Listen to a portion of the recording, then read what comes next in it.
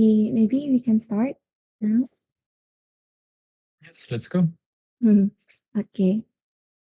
Um, good afternoon. First of all, I want to say thank you so much. We really appreciate you being so open and willing to join us for our discussion today. Maybe a quick introduction from our side.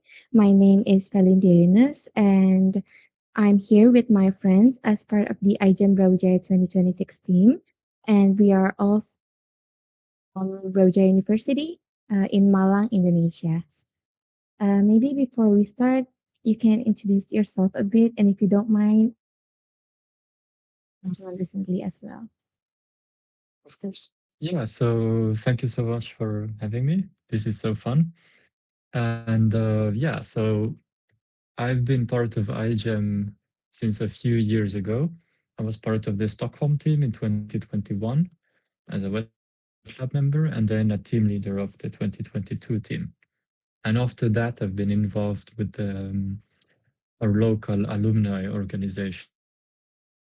So we every year we help the new teams set up and onboard them and give them all the information we can. Since every year it's the same confusion with how does things work and stuff like that. So we try to be there, and also we take care of recruitment. So we make sure that there is a team every year. And that's about it for the iGEM side. On the side, since then I have graduated my master's, and I'm at the Karolinska Institute doing a PhD in immunology. So I'm not that much in the synthetic biology field anymore. But of course, I still keep a bit up to date on how things are going. Oh, yeah, yeah, yeah. Because I heard from Kak Anna, if you remember, from Mhm. iGame Stockholm 2019, that you're also a part of the Stockholm I 2021. And uh, if I'm not mistaken, you're also as a president for the Stockholm iGEM organization. Yes, Mm. I'm the president of the Oh, our organization. yeah, yeah, yeah. That's so cool. And because of that, we're really hoping to learn from you, especially about today's topic, Biobricks, because, we're still quite new to this, so we'd love to understand it better from your perspective. Maybe you want to share some PowerPoint or something, and after that, we can Yes, I continue have the discussion. exactly. I have some slides from some of the workshops that we have. So I'll just use those if it's okay. Let's see. Okay, okay. Let's see if I can find the right screen to share. There we go. Can you see my screen now? Yeah, yeah. Good. Let's see if I can actually make a slideshow if that works on. Yeah, that should work, right? Can you see? Yeah, I can see it. Good, perfect. Yeah, I'm sorry, I'm not familiar with Google Meets that much, but it should work. So I'm not really sure. Can I just ask you a question before we start? When did you start the team this year? Yes. Okay, so me and also my partner Shalfani as uh, as the leader for this team, we start to plan this team since December last year. Yeah, Okay. So I guess you have a bit of background and you should already be. Did you have a project idea? yeah. We're currently Okay. working on like a point of care diagnostic kit based on whole cell biosensor using nanobody for muscle D metabolic dysfunction associated steatotic liver disease. Basically, it's a fatty liver condition. Okay. All right. So I guess do, what are you targeting then for detection?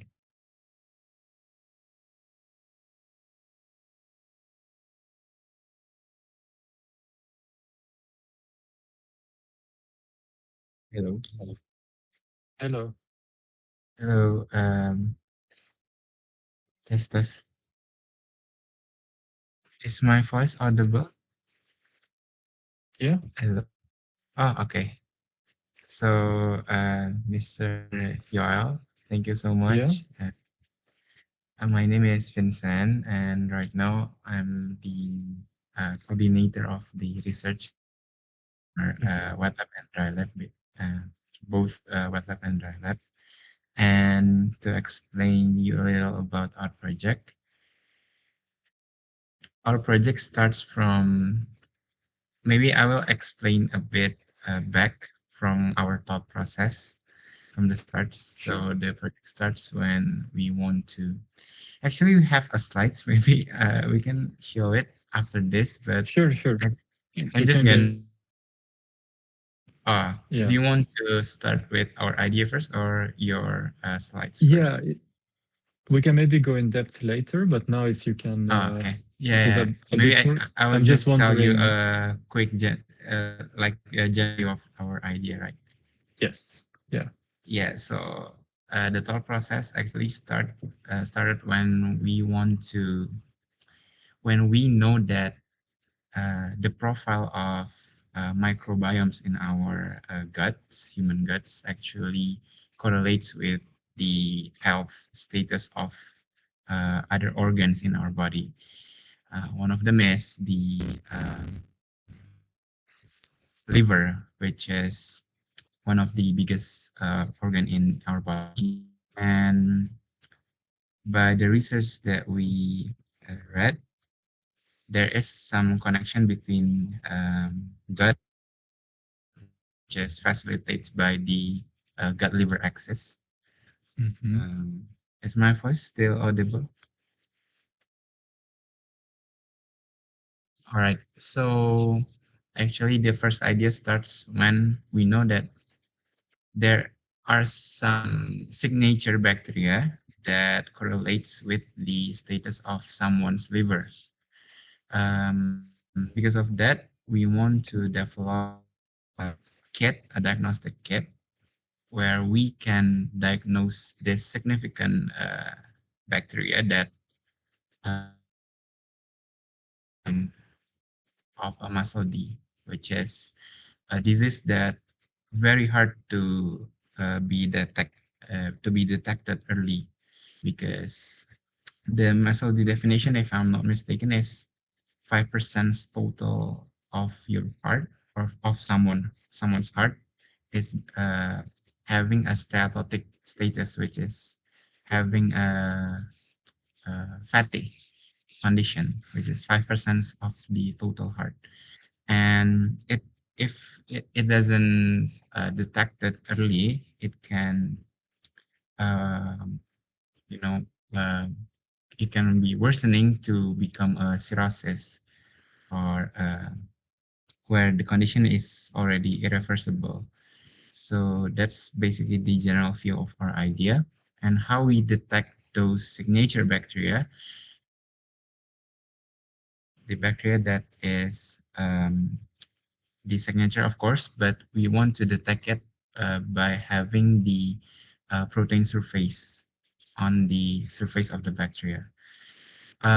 Because what we know, iGEM is not really a project that have to, you know, show or prove that you can.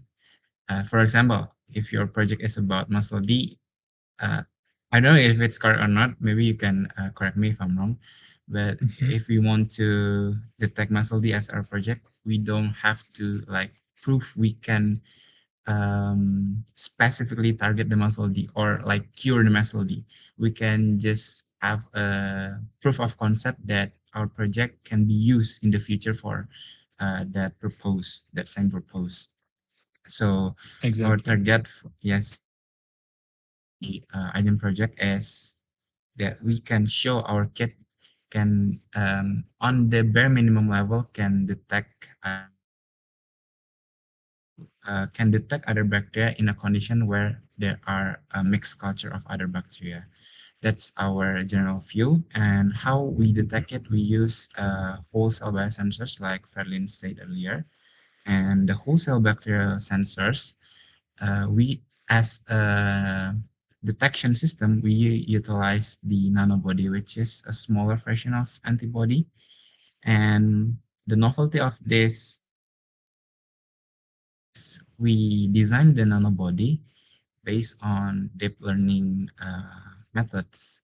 So it utilize some open source framework that can predict any nanobody based on the protein surface that we want to target.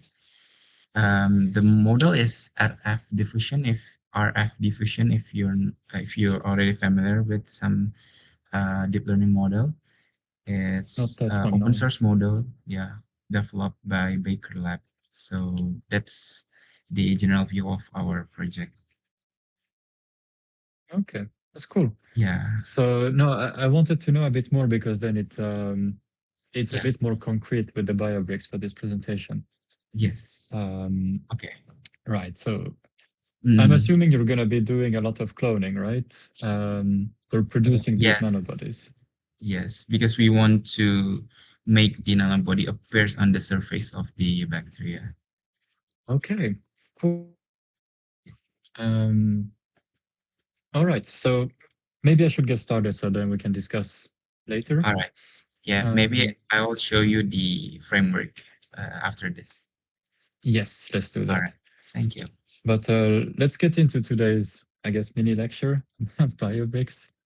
Um, you probably have already designed your constructs, but since we're in iGEM, it's very, very handy to fit into the kind of framework of the competition, which is based on Biobricks. So if you use them, everyone is familiar with these, it looks good, and it's much easier for everyone else to use your constructs. Because otherwise, there's not really too much of a point in having Biobricks. Like you could just synthesize a whole sequence and clone it almost directly. I think now you can get already made plasmids with everything done, but then there's no more modularity in there. So the point is that everything is super standardized, almost too much, but in a way that actually saves time in the long run. So each of these standard biological parts should have one structure and function. So it can be big, it can be small, it could be something completely different.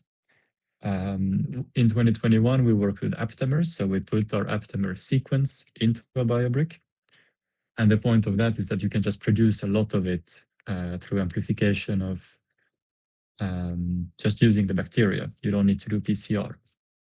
So it's quite handy, and it's much easier to purify plasmids after that. And then you can just cut it, and you have your aptamer. But it could just be a protein coding gene. I guess in your case, it will be uh, at, at least some subdomains of an antibody, if not the whole one. And then you could have a promoter that you just plug in next to it, maybe this white part, and then a terminator. Um, you could have other functional parts. Maybe for you, you need um,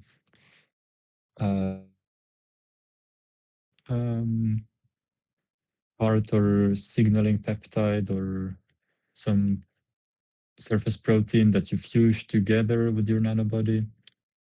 So those could be in different parts, and you can already use ready-made ones. So we'll maybe see later how you have designed the cloning if you've gotten there.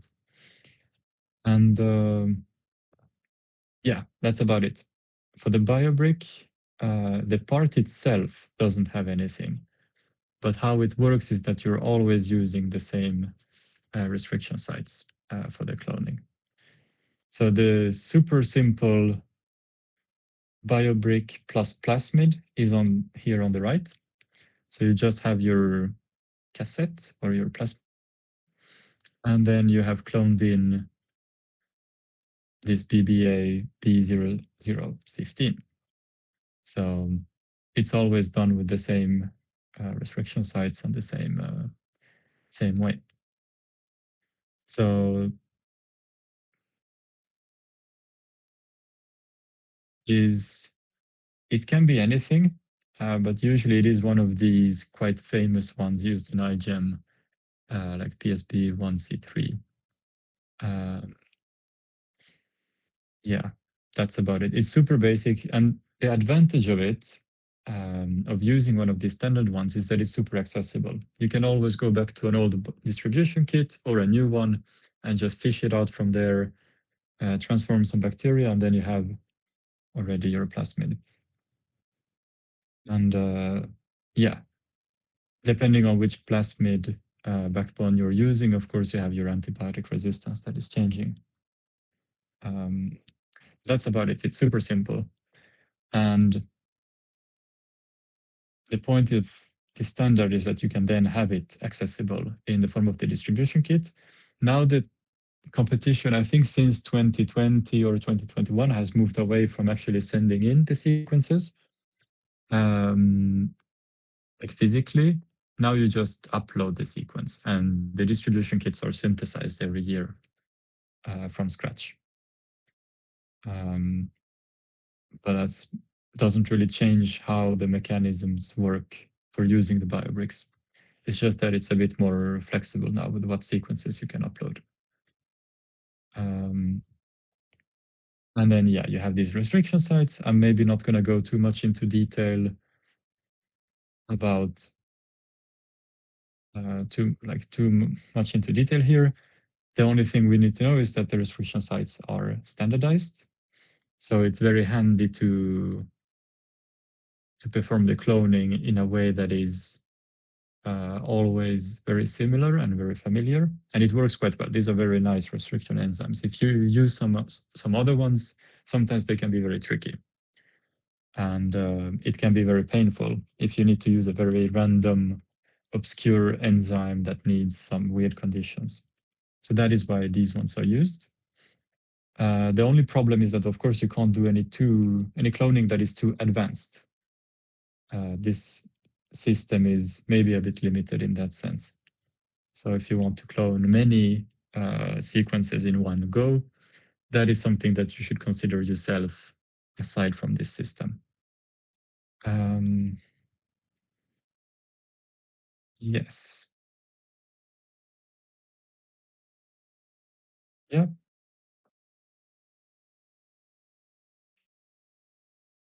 Here we have a bit more detail. Um,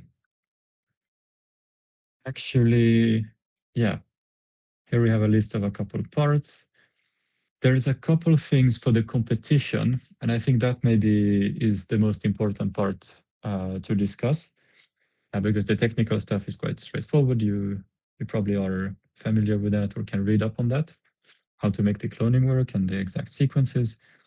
But for the competition, you have, and then on top of that, you now have the part collections. So that is something to consider for the uh, gold medal, I think, or for the special prizes, right?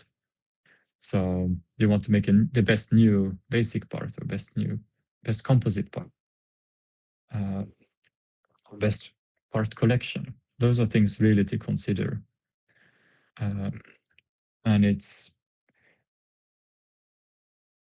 if you can show that you have a really good promoter, maybe a good surface adhesion protein or signaling peptide, and then your nanobody, if you can put those together into one part, of course, you're going to express it in one final plasmid, but it's going to be composed of many individually useful parts. That can then lead to, for example, the best composite part prize. This is a bit old, but in the old registry, I'm still not sure if we have finally been able to move to the new registry. I don't think last year it was perfectly ready. But the old registry looked very complicated and it was gate.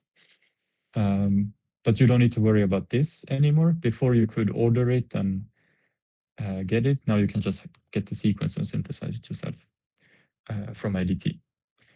And then, yeah, you have some, when you upload a sequence, it will be automatically checked against some standards for the cloning. So you have RFC10, and other ones. And the main difference, and you don't need to worry too much about it anymore. This was a bigger problem before. Um, it is which restriction enzymes are compatible with the cloning. So if you have some restriction sites in the middle of your sequence, you're not going to be compatible for some standards. Um, yeah, the RFC10 should be standard. I'm not sure if the rules have changed actually. So you should not have those sites, um, any of these sites inside the sequence. And then I'm gonna skip this part, the assembly method. I think you guys probably have the one that either you have come up with or read up on, or that you have been taught. So it really doesn't matter which way to do your cloning. You have other methods such as Gibson assembly, Golden Gate. The Copenhagen team loves user cloning, which is one of a technique that their department created like 20 years ago. And yeah, restriction cloning is maybe the simplest. That's about it, I think. Maybe one question I will ask you later that you will probably describe is the choice of host organism. So if you're expressing mammalian proteins, it can be a bit tricky in E. coli, but it can also work perfectly fine. It just depends on which specifications you want for your protein. Does it need post-translational modifications? Then you should use a different host. But you can also check if the host is able to express your protein on its surface in a proper way, if it has all the machinery to transport proteins to the surface or not. Maybe you want to use mammalian cells, so then you're maybe a bit more confident in your ability to properly express your protein with the right modifications in the right place and with the right folding. So yeah, that is quite important to consider, but let's maybe see how it will go for you. I'm going to skip the allowed organisms, and I would stress a bit more on this part, the demonstration. Since you are going to work with quite advanced or quite, maybe not too advanced biobricks themselves, but when you're putting them together, it's going to become quite advanced. And there it's really important that you demonstrate in a very nice way, and way that it takes 2 minutes to see that your part works, and it's clear that it is what you say it is. So for the part registry, it's super nice if you open a part and you see that it's well documented, it's clear exactly what it does, and you have very simple results. You don't need anything too fancy, just a Western blot, maybe some enzymatic assay or anything that shows that your part does what it's supposed to do. Maybe in your case, you would have some binding assay. I'm not sure. So this is the main, well, of course, you need to make sure that your biobrick works, but once it works, you need to show that it works. And that will be really, really valuable. And I think that is a quite simple task that really pushes a project much higher. I was a judge last year with a couple of friends, and we noticed that when a part was well characterized, it really, really helps. But it's not that often that teams are able to characterize or demonstrate all the aspects of their parts, which is fine. As long as you express it and maybe you show that the protein is there, that's already good. But if you can really show that it works well, or that you have made improvements and things like that, that is a little extra step that is highly recommended. So yeah, usually fluorescence assays are quite good in some way. And yeah, the distribution kit, that will be, I don't know if it's already available or if it's going to come soon. They just ship them at some point. And yeah, quite simple. You can order almost any size sequence from IDT. Takes a while, but that's it. Otherwise, you can fish out in the distribution kits in the meantime to get some parts that you need. But usually, yeah, since you're creating the nanobody sequences from scratch, de novo, you will probably have to synthesize them in some way. But that's not an issue since IDT is a nice sponsor and there are some other companies now appearing. So everything is free. Uh, yes, I think that's about it. Here we have some repetition. Improving a biobrick. Maybe you will be doing that. I'm not sure if it's here, but actually adding some characterization to an existing biobrick is already a very good thing. So if you want to use a promoter, you test in the conditions that it says, then you can add your results to the registry page. So yeah, here's the final things. In general, the project topic, that is a bit late to choose now. But what is really, really useful is have a high quality or a few high quality parts that are really well characterized. So it's easy to use later and for other teams, that it's clear for other teams that they can use it. That is also some of the judging criteria is that will this part be useful in general for the community? And it's difficult to say if it's something that I'm not familiar with. Maybe not everyone will work with detecting a certain bacteria in the gut, but if it's well done and it's clear that it can be used when there is a need for it, then it will be useful. That's about it. This is, of course, some Stockholm specific slides, but in general, the idea is the same. Like you should reach out to people. If you need help, do that. That's about it. Do you have any questions or should we move on to your team presentation? I will start. You can actually see.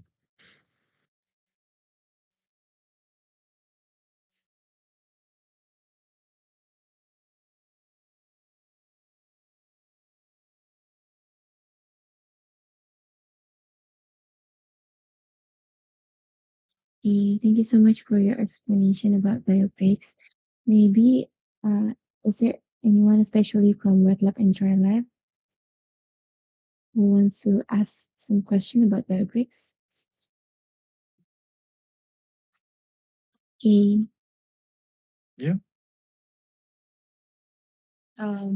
Before I ask the question, I would like to say thank you for Mr. Joel for explaining that very informational presentation. I have several questions regarding to Biobricks itself. Is there Yeah. any amount of Biobricks that we can send to iGEM itself for our sequences, or is it unlimited? Yeah, that is unlimited. You just upload the sequence for your biobrick, and if you want to add another one, you just create a new biobrick on the registry page, put the sequence, and continue that way. I believe you're allocated a certain range of IDs for the biobricks. So you get BBA or whatever, and then a certain, yeah, maybe you get 100 of those from the start or something like that. That is the range that is assigned for your team. But I think you can just email them or lot more space if you want to send more than that. But I think it's always enough for most teams. And maybe then you could think of reducing the number of biobricks if it's over 100 or if it's too many. If there is not a strong point in having that many parts. Because then it can be very difficult to navigate. But yeah. But yeah, make sure uh, you don't actually send in the parts, right? So it makes it much easier. You just put in the sequences. So for iGEM headquarters, it's also much easier to handle. They don't care if you send 50 parts, or if you upload 50 parts, that is okay. as long as you have the names for them. Okay, thank you, Mr. Rao. I have a follow-up Yeah. question. Based on your experience, is there some common mistakes that iGEM team usually makes in terms of creating their biobricks from your experience? Yeah, yeah, there's definitely a couple.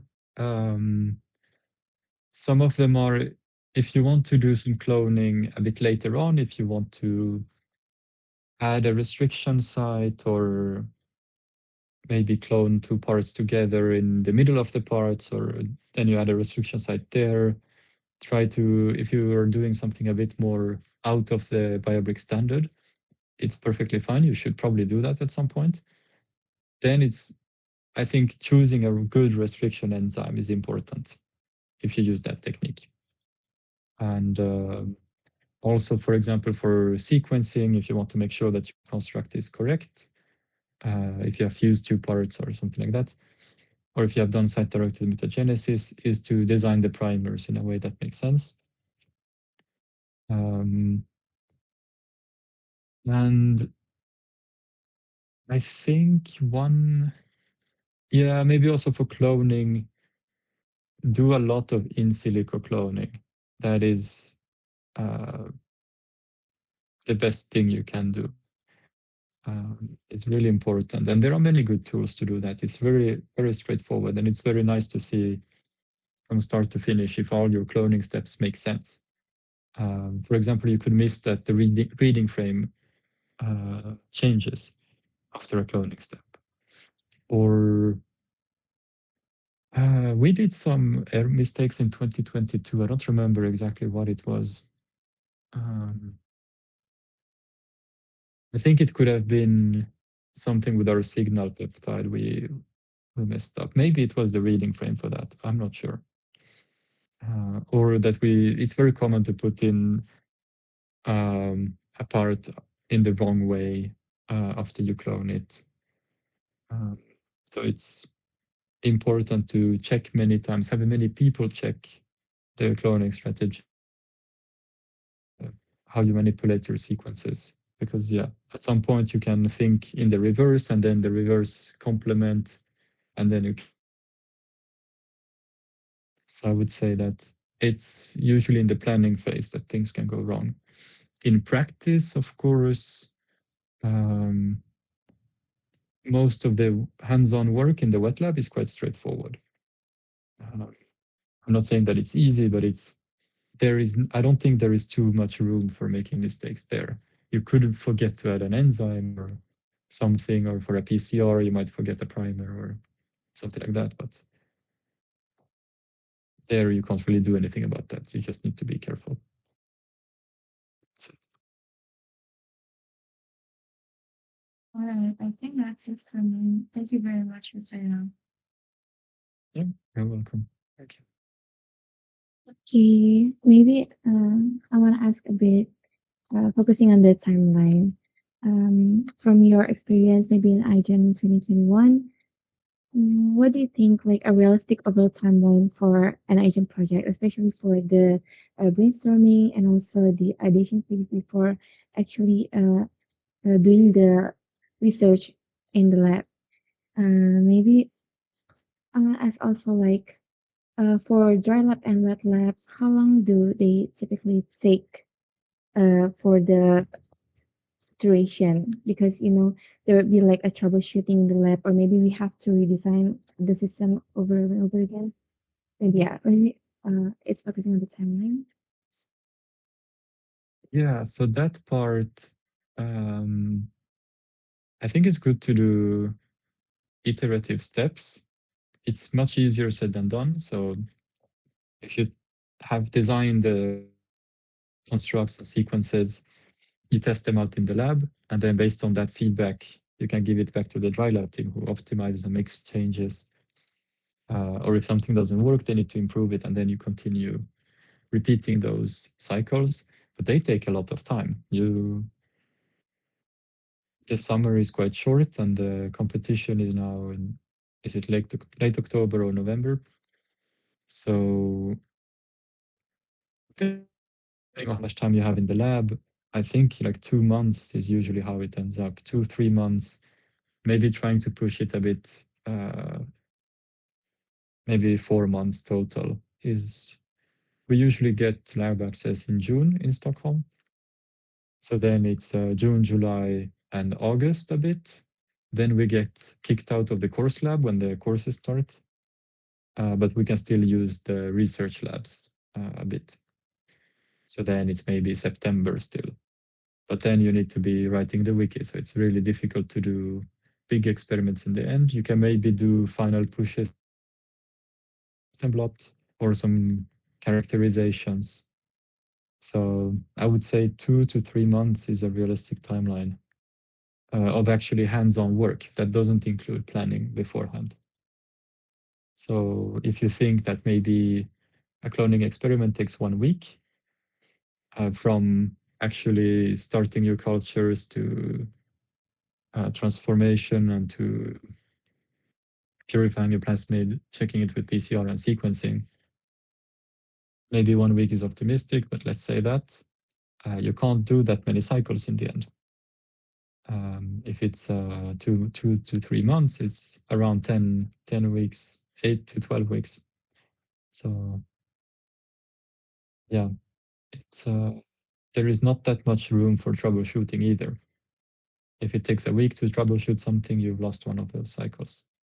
That's how it is. It's always like that for iGEM. And yeah, we just need to plan really well and then adapt when things go wrong. I see, I see, I see. Okay, okay.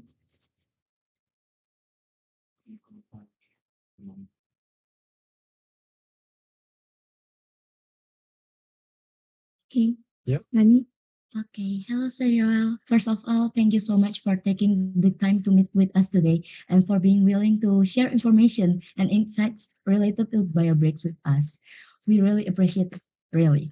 And I will about the Biobricks data. As far I understand, we can access or refer the to Biobricks submitted by previous iGEM teams. If that is correct, well, may I ask how the searching process usually works? Like, for example, do we search based on the specific Biobricks code or part number or the team name? Or is there any other recommended ways? Yes, that's a very good question. Because navigating the part registry, I don't think anyone understands how it works properly. It's very difficult to find an overview of all the parts. So I think it's made so that you can search by type of part. So if you want promoters, you can find all the promoters. But there are a lot. So one way to navigate is to search via the team wikis. So then the best way becomes to Google, because all the team wikis appear in Google searches quite well. So if you search for iGEM and then a certain part that you want, and the team name perhaps, then you find their either team or iGEM part registry pages. That is, I think, the best way to find those. But did you mean also to obtain the part, to actually use it? Oh, sure. How is it? Yeah, for that, you need to make sure that it's in a distribution kit. Otherwise, you can just copy paste the sequence and order it. But if it's in a distribution kit, I think you can find an overview for each year's distribution kits. You can see the contents on some page. So then it will say in well, on plate 1, in well E4, you will have this part. So there will be instructions to resuspend the DNA and to get it out. But yeah, I remember it's always been tricky to find the relevant stuff. I'm sorry, I don't think there is a good way. But iGEM is shifting the registry to make a new format. So maybe they're done this year. I'm not sure. Hopefully it's better. I think the last information I know, they are still migrating the information, sir, from the Okay. old Biobricks. But I don't know if you search the Biobricks now. I think it states that it is right now in the maintenance period because they are migrating all of the data Okay. into. So they are combining the Biobricks into the iGEM's official website. I think right now. Hmm. Okay. Yeah. But that's been a project for a couple years now, I think. So hopefully they will be done now. Okay. And I want to ask about this Biobricks again, sir. Yeah. From the tutorial video that the iGEM official sent, they say that if we already finish with the project, so the pipeline is we retrieve the samples from the headquarters and then we work it in our lab. And they say we have to give it back to the headquarters instead, right? Like so they can deposit it on the headquarters and they can provide it for the next competition. No, Is I that don't right? think that's Uh, no. or we keep all of the samples we have we got. We have never sent in the samples. I think that was a thing that was Um, done before, like almost 10 years ago. Um, but so if maybe they have changed it for this year, but I would have a hard time believing that okay. I think it's because because they say they because the team getting the competition getting more bigger and bigger. So there are a lot of teams joining the iGEM right now. So they Mhm. have like a new regulation where they don't want synthesize any new sequence again, where Okay, they can use the other team version in the previous iGEM. Was okay. that already applied in your team? You joined the iGEM on 2021, right? Yeah, exactly. I was in 21 and 22. Okay. So you just Uh, received all of the kit and didn't send yeah. it back to the headquarters? Oh, okay. No, we got those and yeah, that was fine. We have like the ones from previous years, so we have going back quite a few years now. But yeah, I can understand, of course, that yeah, if there is a lot of teams, it's a bit expensive to synthesize that much DNA, and not that many teams end up using the distribution kits. Maybe one or two parts from there, but it's maybe a Mhm. bit wasteful. I could agree with that, All right. but But I haven't did heard you anything use from them stopping.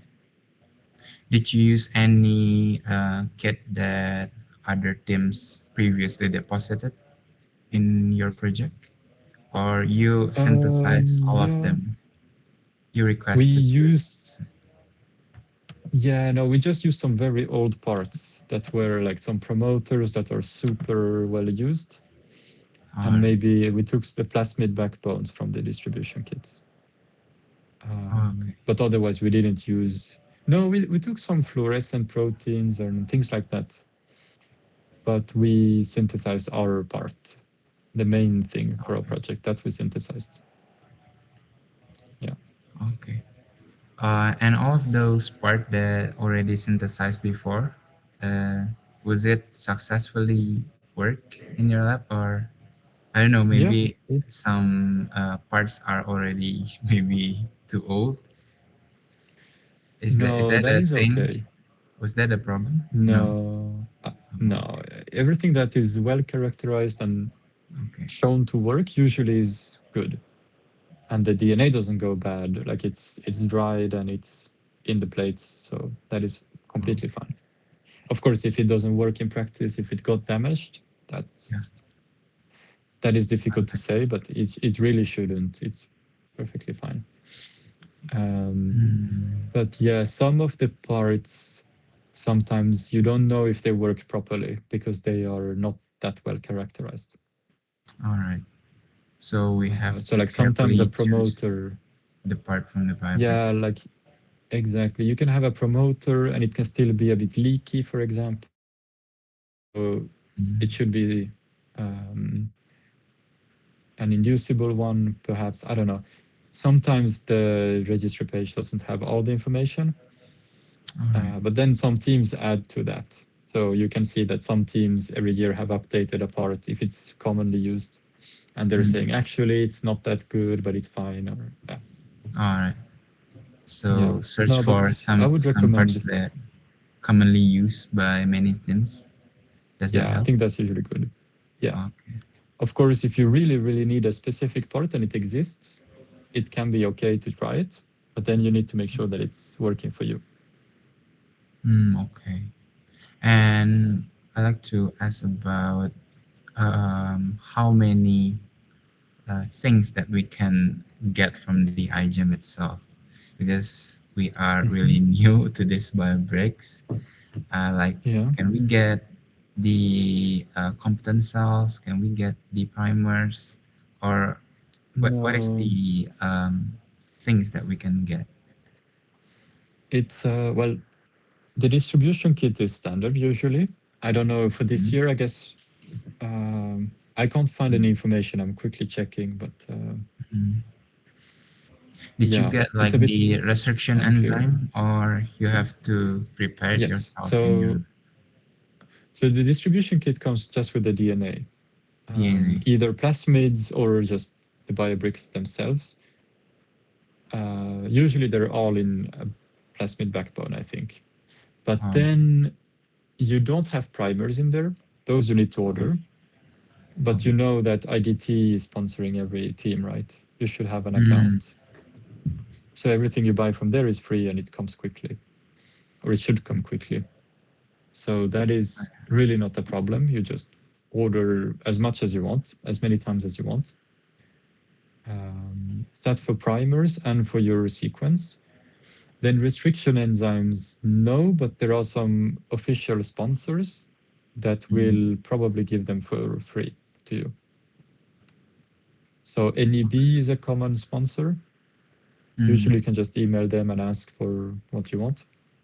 Or they have like a standard iGEM kit they give, but you can ask for different things, I think.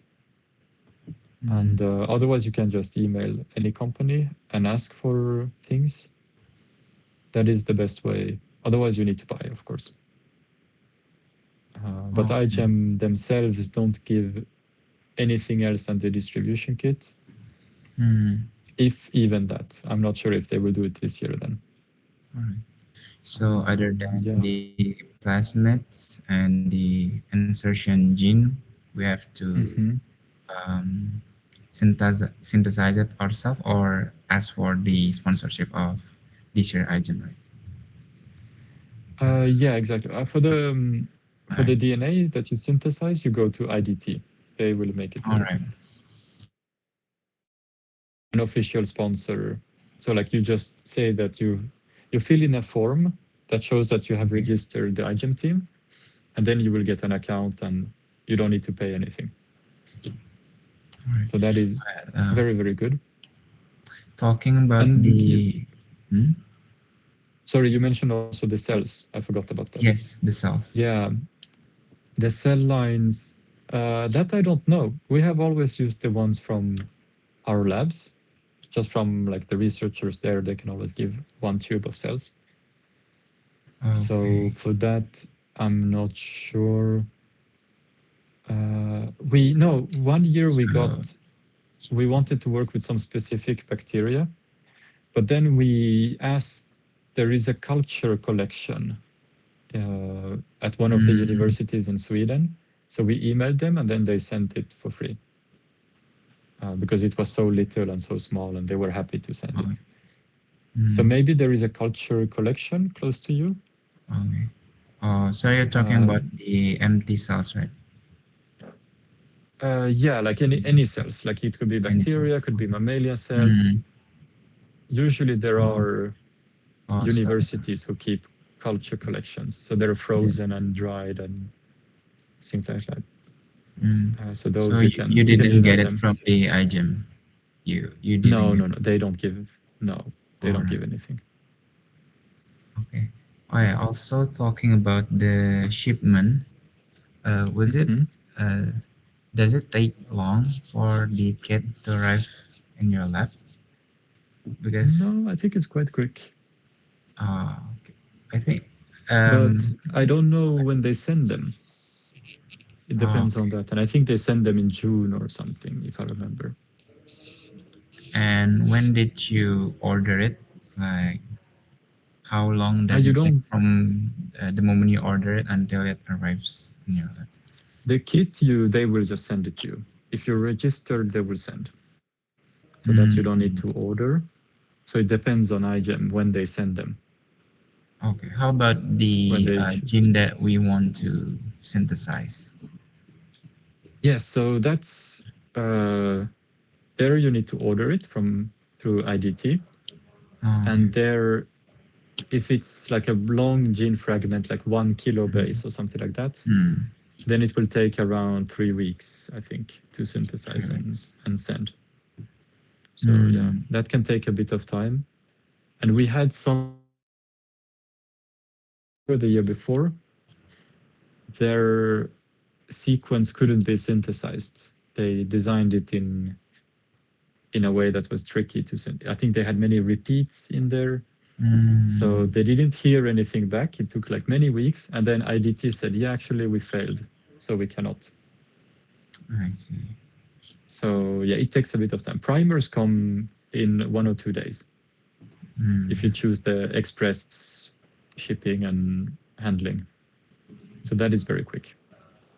You mm, can sometimes get them the next day, even if you order like before lunch or something. Depends on where you are, of course. Um, mm.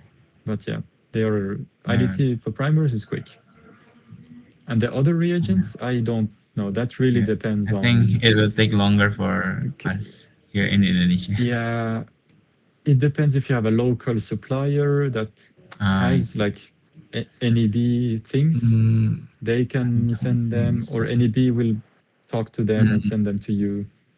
Uh, Usually, they are mm, quite standard things. If you do most of the classic synthetic biology, it should be available quite quick. mm. But sometimes some weird plates or things like that can take a few weeks to arrive. I don't know why, All right, I see. but that's difficult to And know. mm, got it, got it. Okay. Anyway, like I said earlier, we have the pitch deck for our idea. Yeah, Maybe I will share it right now. of course.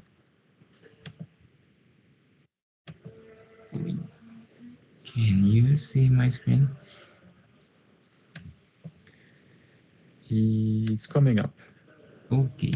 Yes, Oh, I yeah. can see it now. By the way, talking about iGEM, we also have some kind of organization similar to you. You said you are the president of the synthetic biology, if I'm not mistaken, on the Stockholm. Of yeah, for Stockholm, Yeah, just the alumni all organization. right. We also have Or the similar things here. We call it Synbio UB for our campus, University of Brawijaya. So, okay. and iGEM is part of this organization. Hmm. Okay. I think I'm not going into details, but I just going to share what we want to know. So the Hmm. idea, like I said earlier, came from our career this because our PI is also a doctor's. She has a medical doctor's. She she had a research about this earlier as well, and also still ongoing till now. That one of the common things happening right now in Indonesia is metabolic syndromes. One of them is caused by this specific disease, which has happened to be in the liver organ. And Till now, the diagnostic methods that people use are either USG or biopsy, which is both of Mhm. them still in a very expensive things for many people in Indonesia, and also invasive, specifically for the biopsy. So, because of that, our idea came across literature that right now turns out there are um, new ways to know the status of our liver without those invasive and expensive um, diagnostic methods, which is to know our profile of our microbiome profile in our guts. Um, but the second limitation that came across over our idea is if you want to know the profile of our microbiome, we have to use sequencing. Uh, One of them is the metagenomic sequencing, which is also took long time to process, and also it takes a lot of costs because to isolate the bacteria, to sequence all of the reads in the sample. That's the second limitation. So based on those two limitations, we want to create a sort of point of care testing where we can diagnose certain signature bacteria that correlates with muscle D.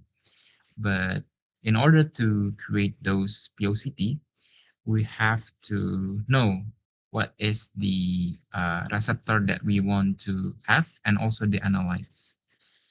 Um, Several research before have used immunoassay, specifically this format of immunoassay, which is latex agglutination test, as a POCT, because first it can agglutinates, because it agglutinates, it can offer us a new way to, it can help us to visualize whether it is positive or not based on visual. So it will be much more easy, and also um, cheap to produce this kind of test.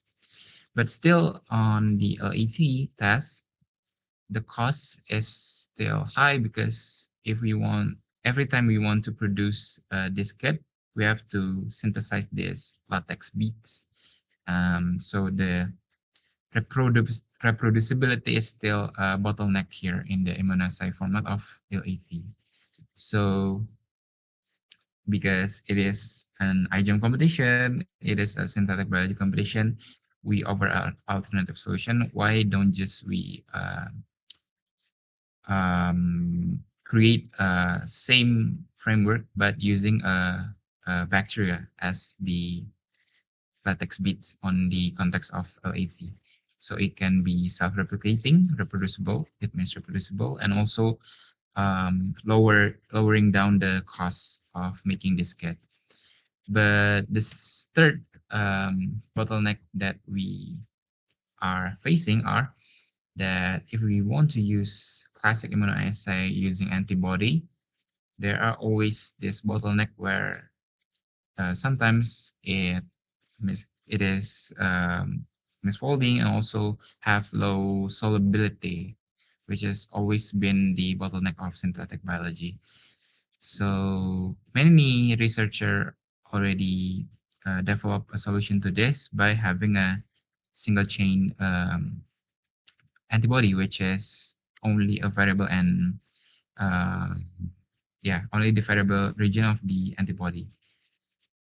But still, it produces a possibility of misfolding, because it is a two-domain connected by a linker.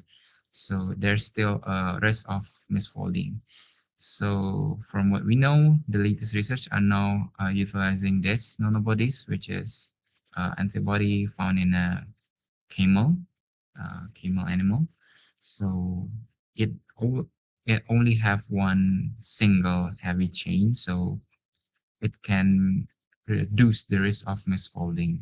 And also it is much more tunable and customizable because the sequence is much more smaller. And also it applies to the molecular size, which is only 14 kilodalton. And to the second problem that we face are, oh yeah, before that, this is the structure of nanobodies, which is only 140 amino acid sequences.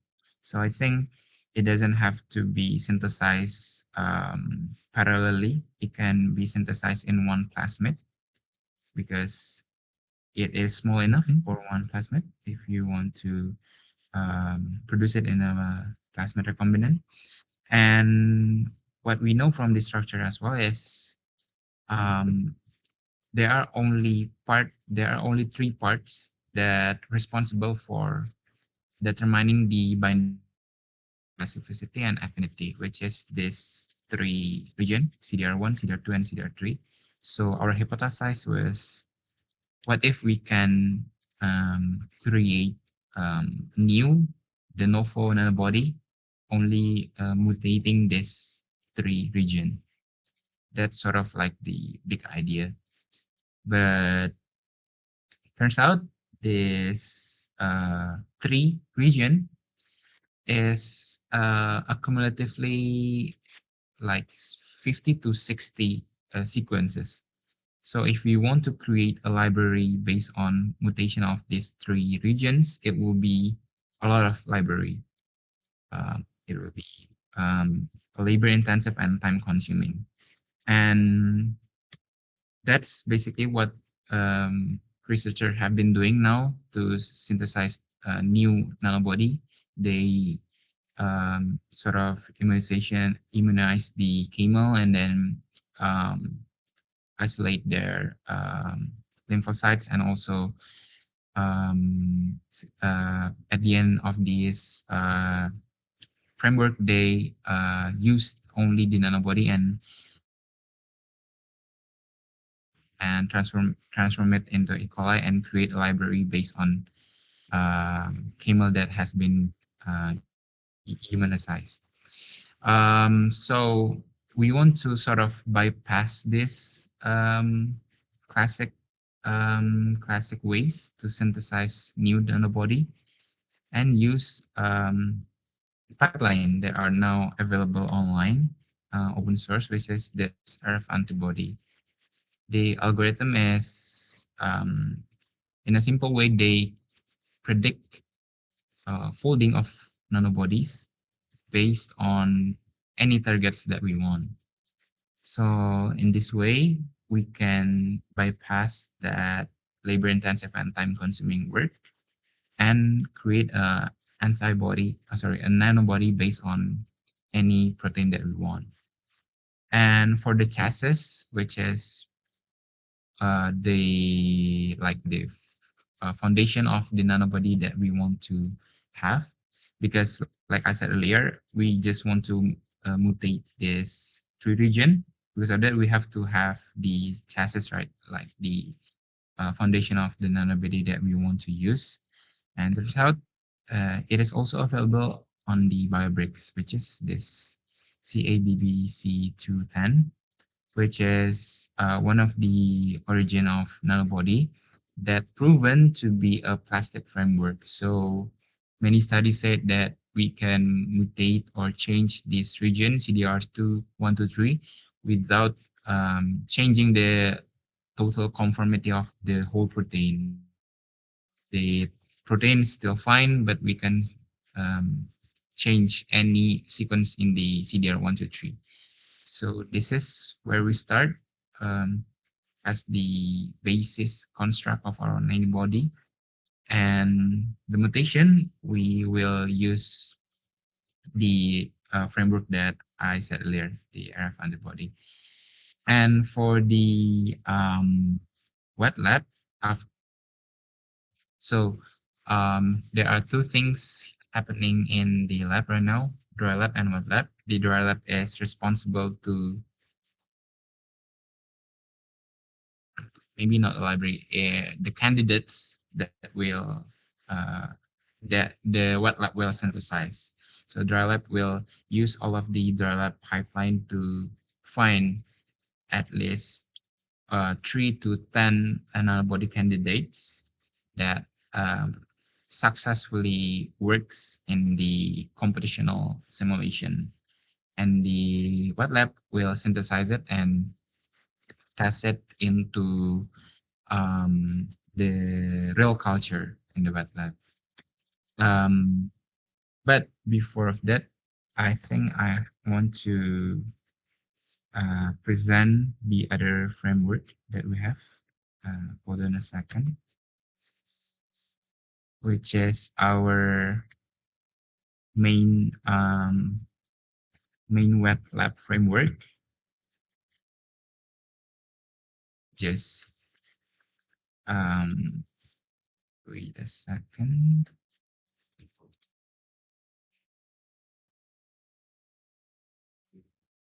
So basically, the stages will be consists of 3 stages.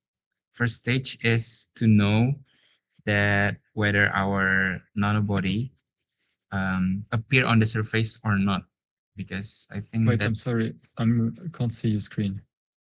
Oh, wait. I think wait. You just Sorry. need to share, I guess.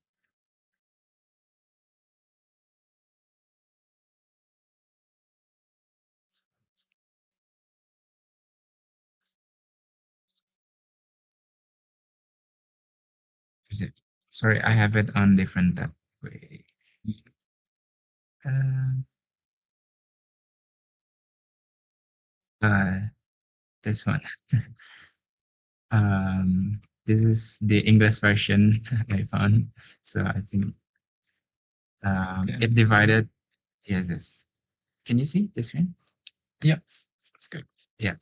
Uh, it consists of 2 department, dry lab and wet lab, but it is correlated. The dry lab is responsible for, like I said, having 1 to 10 candidates that successfully have a good affinity and selectivity in the computational methods. And after that, the wet lab synthesize all of those nanobody sequence. And the work is divided on based on 3 stages. The first one is to validate that whether the E. coli that we have can synthesize the nanobody on the surface of the bacteria. So our main idea was our main idea is to have a scaffold, which is the CABB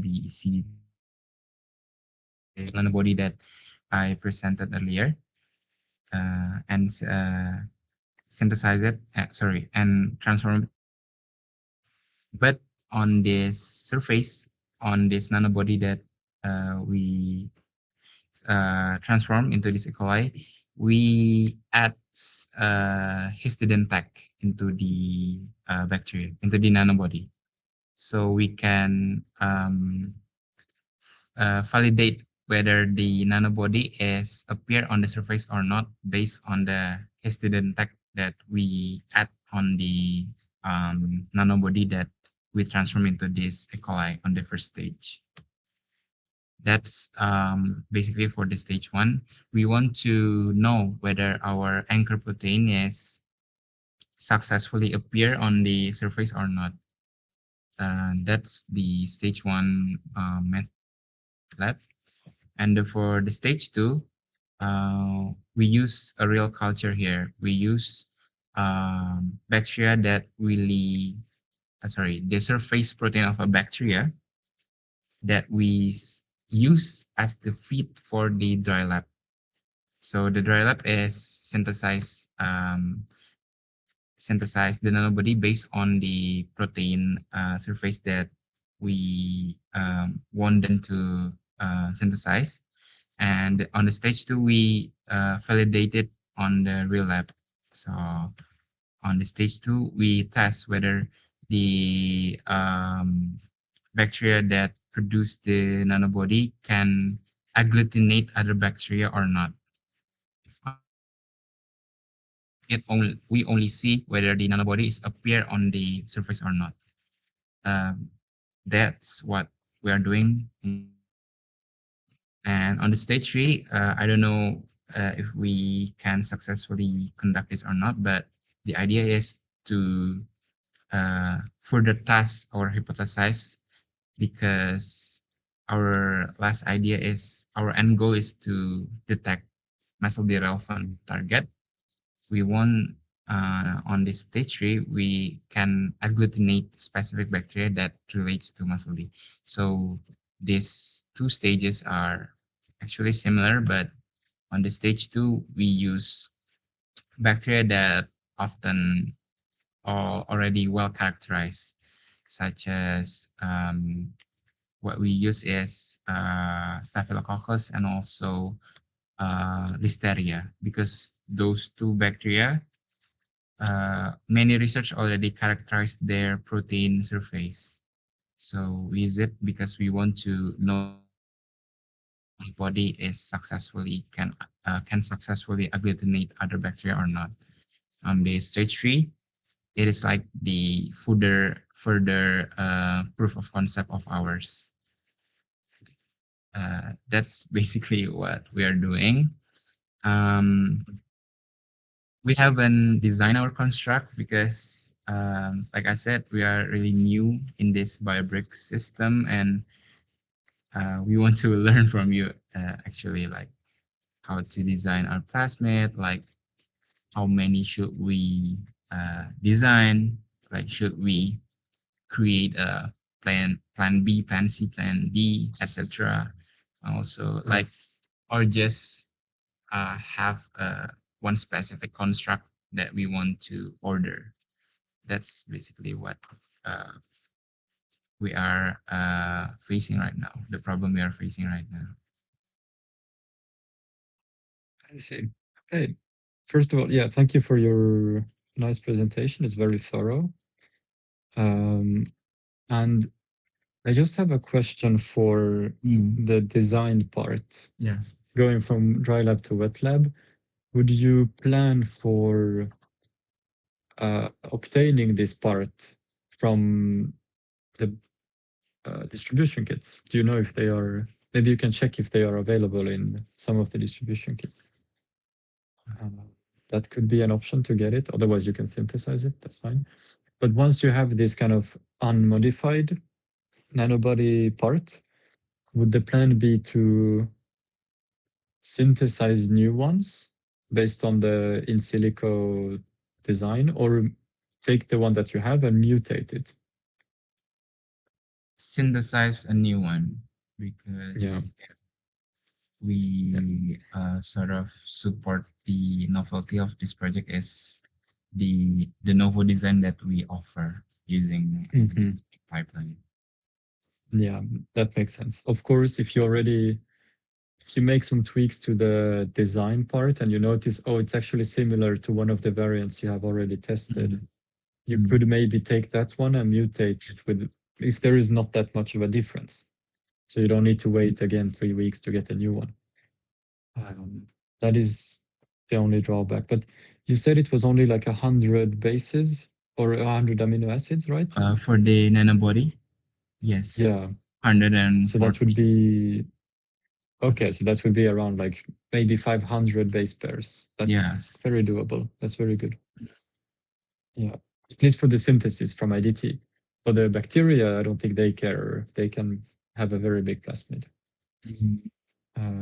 But for IDT, it's I think up to 1,000 is good. All right. It might be easier for them to produce it also if it's short and maybe quicker. So that's nice. That's very good. But yeah, it sounds like the project is very clear, very good. Do you have any questions then for the Biobricks and the cloning Is that what you're Mm, looking into now? um, Actually, talking about the idea first, you said Okay. you have been working as the iGEM judge, right? Uh, Yeah, yeah, I was last year. yeah. What do you think like still lacking from our idea? Maybe if Actually, we yeah, I had one can have a question feedback. at the start, or maybe one suggestion. You should really compare your solution to what is being done now.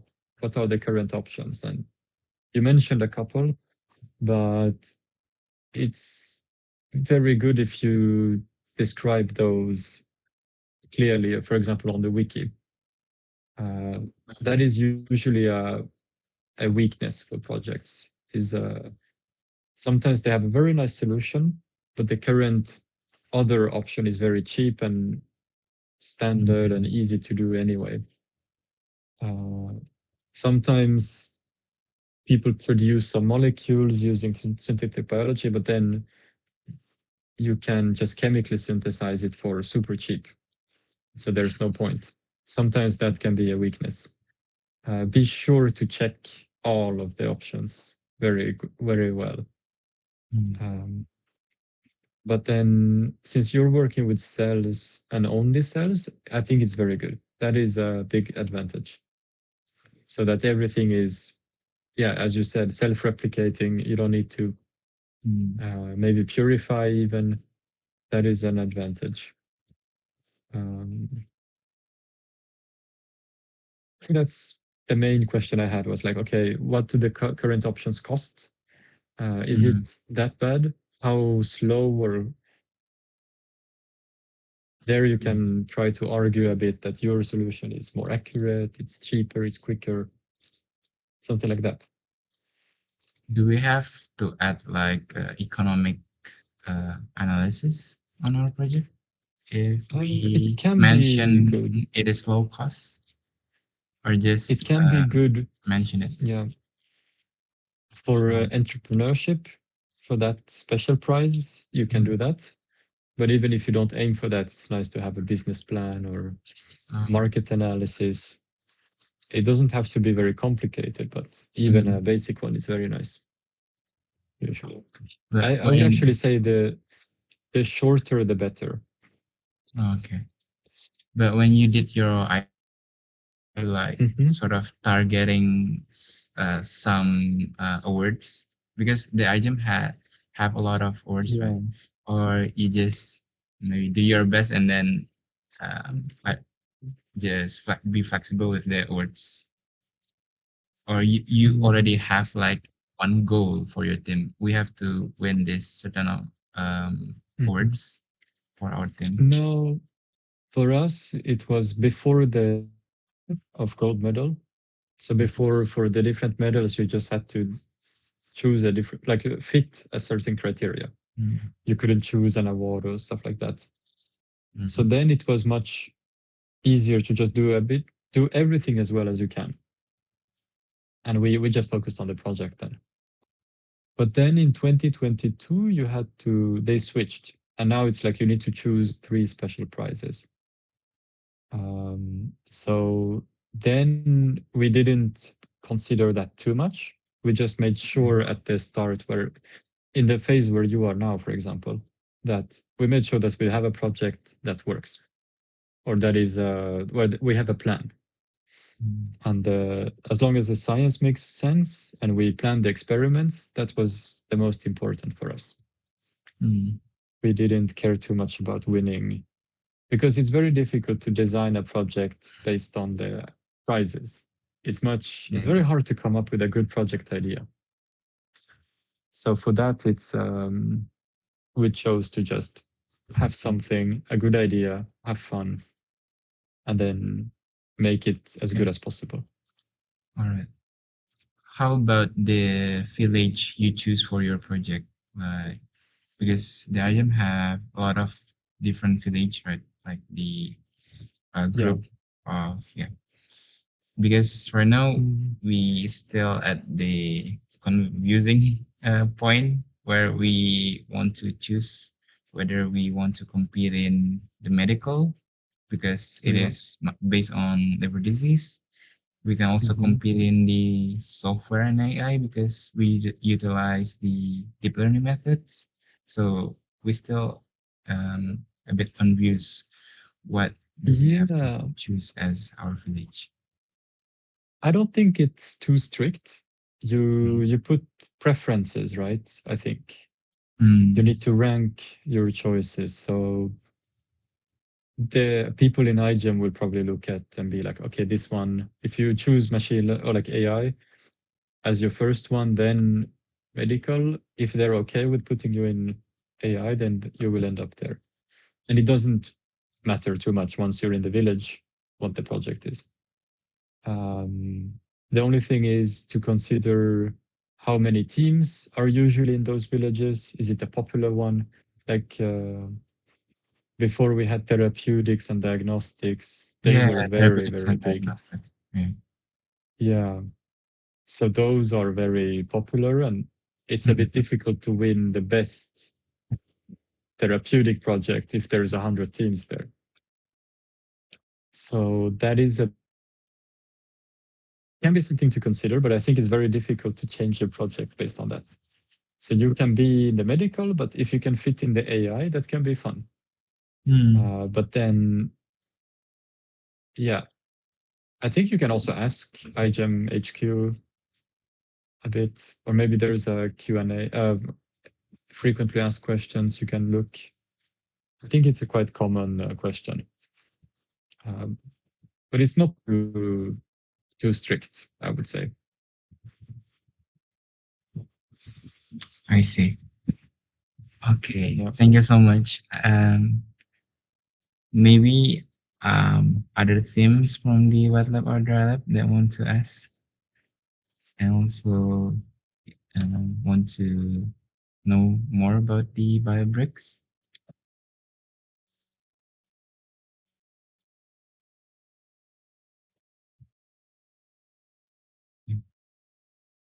Okay, if there's no one, I think last question, sir, about the iGEM.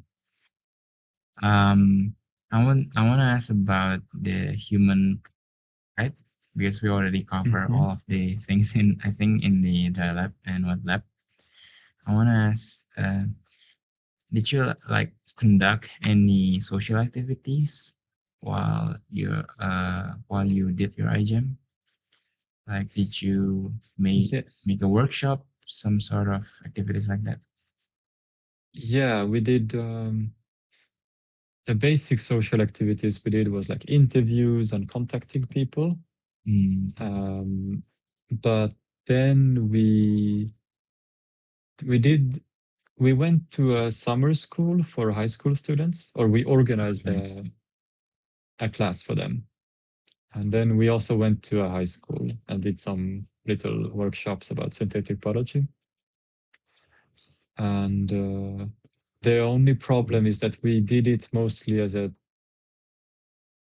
thing, like as a teaching kind of activity, but it would have been better to make it more project specific for us to gather feedback from them about the project. That would have been much better. That is usually a theme that if you do human practices work, it should be, you should gain something from it. It shouldn't just be the students or the kids Mm. who are having fun and it's good for them, but it should also be good for you. And that is difficult. But does it But yeah, really count into the judgment? Like yeah, it does. It does. this? So that's, yeah. I don't know what's a good way to get input from kids, but if you can get some, that's very good. Noted, noted.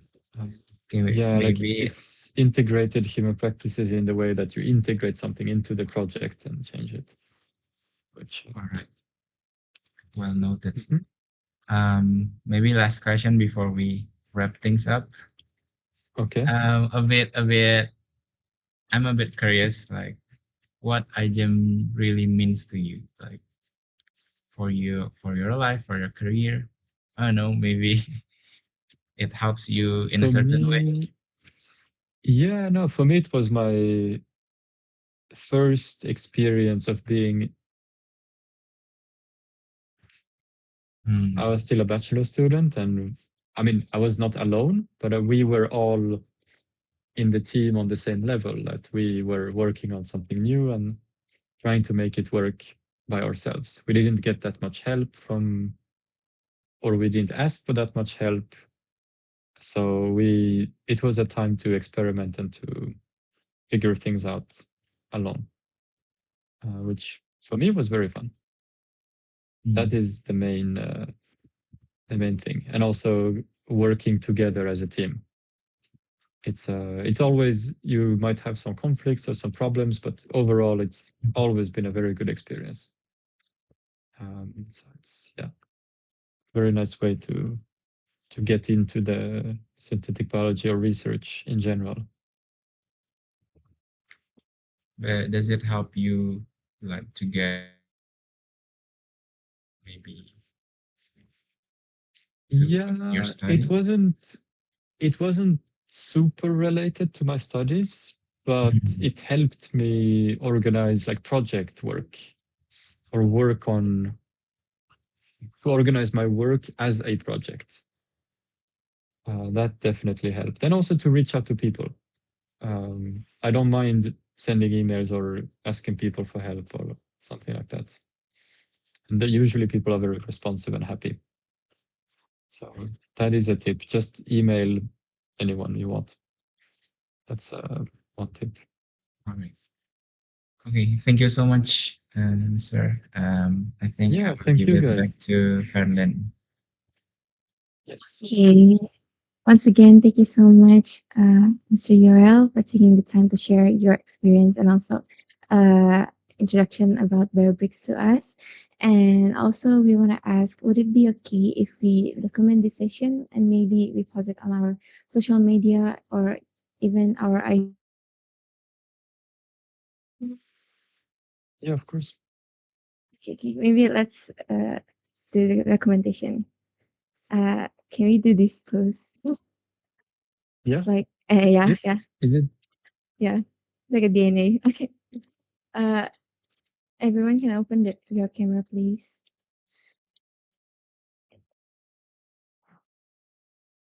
Gazi, Shifa, Tiffany. Okay. Uh, okay. Okay.